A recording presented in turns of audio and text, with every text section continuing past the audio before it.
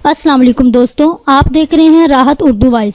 Story शुरू होने से पहले मेरे यूट्यूब चैनल राहत उर्दू वॉइस को सब्सक्राइब करें, साथ ही बेल आइकन को प्रेस करके नोटिफिकेशन को ऑन कर लें और आप मेरी वीडियो को दोस्तों के साथ भी शेयर कर सकते हैं। जिंदगी इम्तिहान लेती है। जो इंसान इस हकीकत को पा लेता है, कई परेशानियों से छुटकारा हासिल कर लेता है। जेर नज़र कहानी का किरदार भी कुछ ऐसा ही है कि हालात का शिकार होने के बावजूद उसने रिश्ते निभाने और हर मौका पर दूरअंदेशी से काम लिया। दुबली पतली उस खतून से हमारी मुलाकात एक बस स्टॉप पर हुई थी। उन्होंने हमसे अस्पताल का एड्रेस पूछा था। वो काफ़ी परेशान सी दिखाई दे रही थी। उनकी बाईं जानब एक नौजवान लड़की थी। उसकी तरफ इशारा करके उन्होंने बताया कि इस बच्ची का अस्पताल से चेकअप करवाना है। उसके हाथों की उंगलियों के पट्टे काम नहीं कर रहे। बेचारी बच्ची काफ़ी तकलीफ में है। हम उसे अस्पताल का एड्रेस बताते बताते पूछ बैठे कि इस लड़की से आपका क्या रिश्ता है। तो उन्होंने बताया कि ये मेरी बेटी है, लेकिन ये आपकी बेटी तो नहीं लगती, क्योंकि आपकी और इसकी उम्र में कोई ख़ास फ़र्क नहीं है। हमारी इस बात के जवाब में उस खतून, जिन्होंने अपना नाम मासूमा बताया, कहा कि ये लड़की उसके शोहर की बेटी है। छोटी सी उम्र में इस बच्ची की वालदा फौत हो गई थी, तो मेरी शादी इसके बाप से हो गई। मैंने उसे माँ बनकर पाला है। मेरे शोहर उम्र में मुझसे कई साल बड़े हैं।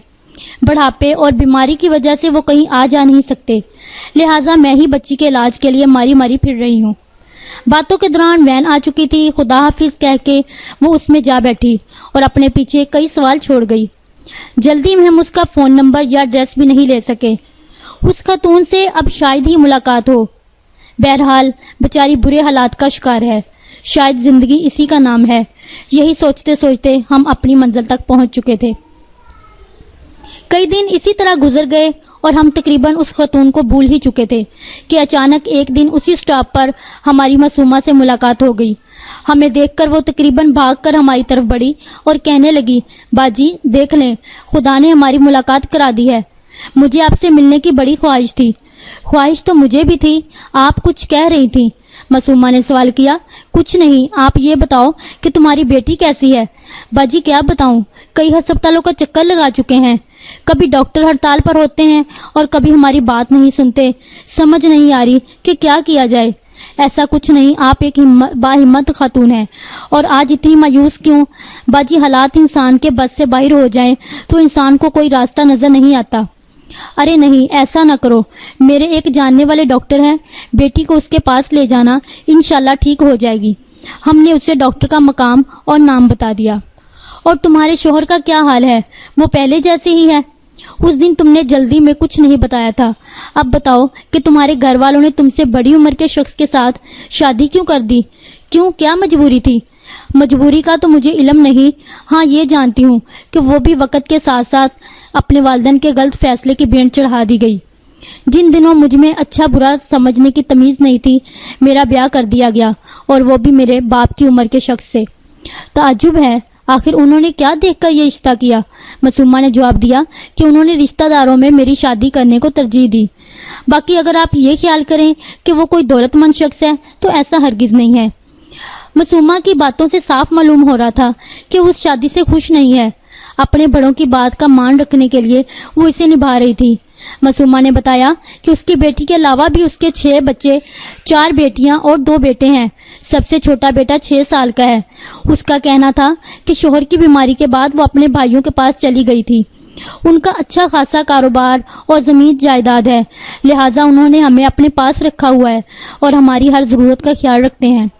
भाई तो भाई है, न जाने कब कोई बात कर दें, लिहाजा मैं काम भी करती हूँ। चूँकि मेरे वालिदैन जिंदा है, उनके कहने पर मुझे छोटा सा कताए राजी दे दिया गया है, जिसकी देखभाल मेरे जिम्मा है। मासूमा की इन बातों के जवाब में हमने उसे मशवरा दे डाला कि तुम ये कता राजी अपने नाम करा लो। तुम्हारे बच्चे छोटे हैं और शोहर बीमार है, कल को तुम्हारे काम आएगा। बाजी, आपकी ये बात अपनी जगह दुरुस्त हो सकती है, लेकिन मैं ऐसा नहीं कर सकती। मैं अपने भाइयों से किसी किस्म का हिस्सा नहीं ले सकती। मैंने तो सारी उम्र भाइयों से ही लेकर खाना है। अगर मैं आज थोड़ा बहुत हिस्सा अपने नाम करा लूंगी तो उनकी नज़रों में गिर जाऊंगी। मासूमा की दूर अंदेशी या मसलहत, बहरहाल जो भी हो, उससे काफ़ी हद तक मैं मुतासर हुई। इतनी बातों और कोशिश के बावजूद अभी तक हम उसकी बेजोड़ शादी में ही उलझे हुए थे। اور طرح طرح کے سوالوں سے اسے کھوجنے کی کوشش کر رہے تھے۔ ہم نے ایک بار پھر یہ کھوج لگانے کی کوشش کر کے معصومہ سے پوچھ ڈالا کہ تم ابھی تک ہماری باتوں سے یہ اندازہ تو لگا ہی چکی ہوں گی کہ ہم تمہیں کسی مشکل میں نہیں ڈالیں گے، لیکن تم نے ہمیں ایک مشکل میں ضرور ڈالا ہے جو تم ہمیں بتانے میں ہچکچاہٹ محسوس کر رہی ہو۔ نہیں باجی، آپ غلط سمجھ رہی ہیں۔ آپ کو کیسے سمجھاؤں کہ میں نے آپ سے کوئی بات نہیں چھپائی؟ یہ کہتے ہوئے اس کی آنکھوں سے آنسو جاری ہو چکے تھے، جنہیں چھپانے کے لیے اس نے اپنا منہ دوسری طرف کر لیا اور صرف اتنا بولی کہ میرے والدین کو اپنی غلطی کا احساس ہو چکا ہے کہ انہوں نے اپنی بیٹی کو غلط رسموں کی بھینٹ چڑھا دیا ہے۔ اب وہ مجھ سے چھپ چھپ کر کہتے ہیں کہ ہم نے اپنے ہی ہاتھوں سے اپنی بیٹی کی زندگی تباہ کر دی۔ یہ بات کہہ کر معصومہ نے ہماری مشکل حل کر دی تھی۔ ہم معصومہ کی ہمت اور استقامت کی داد دیے بغیر نہ رہ سکے۔ کتنے اعتماد کے ساتھ وہ رشتوں کا بوجھ بخوبی اٹھائے ہوئے زندگی کی گاڑی چلا رہی تھی۔